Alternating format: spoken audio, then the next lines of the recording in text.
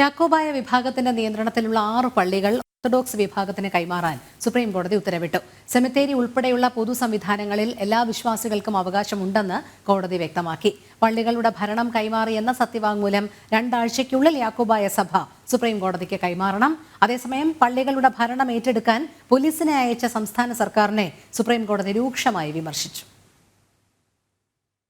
എറണാകുളം, പാലക്കാട് ജില്ലകളിൽ തർക്കത്തിലുള്ള 6 പള്ളികളുടെ ഭരണം ഓർത്തഡോക്സ് വിഭാഗത്തിന് കൈമാറാനാണ് യാക്കോബായ സഭയോട് സുപ്രീം കോടതി നിർദ്ദേശം. മലങ്കര സഭയ്ക്ക് കീഴിലുള്ള പള്ളികൾ 1934 ഭരണഘടന അനുസരിച്ച് വേണം ഭരണം നടത്തേണ്ടതെന്ന 2017 സുപ്രീം കോടതി വിധിയുടെ അടിസ്ഥാനത്തിലാണ് ഉത്തരവെന്ന് ജസ്റ്റിസുമാരായ സൂര്യകാന്ത്, ഉജ്ജൽ ഭുയാൻ എന്നിവരടങ്ങിയ ബെഞ്ച് വ്യക്തമാക്കി. അതേസമയം പള്ളികളിലെ സെമിത്തേരി, സ്കൂളുകൾ എന്നിവയുൾപ്പെടെയുള്ള പൊതു സംവിധാനങ്ങളിൽ ഒരു വിഭാഗത്തിൽപ്പെട്ടവരെയും വിലക്കരുതെന്ന് സുപ്രീം കോടതി ഓർത്തഡോക്സ് വിഭാഗത്തിന് നിർദ്ദേശം നൽകി. മലങ്കര സഭാ തർക്കവുമായി ബന്ധപ്പെട്ട വിഷയങ്ങൾ സൗഹാർദ്ദപരമായി പരിഹരിക്കാനാണ് സുപ്രീം കോടതി ഉദ്ദേശിക്കുന്നതെന്ന് ജസ്റ്റിസ് സൂര്യകാന്ത് സൂചിപ്പിച്ചു.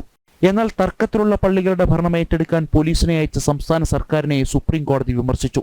മതസ്ഥാപനങ്ങളിലേക്ക് പോലീസിനെ അയക്കുന്നതിനോട് യോജിക്കുന്നില്ലെന്ന് കോടതി വ്യക്തമാക്കി.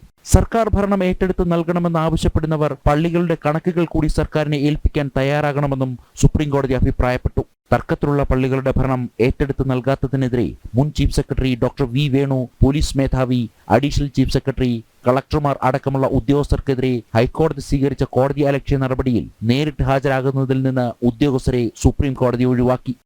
ജനം, ഡൽഹി.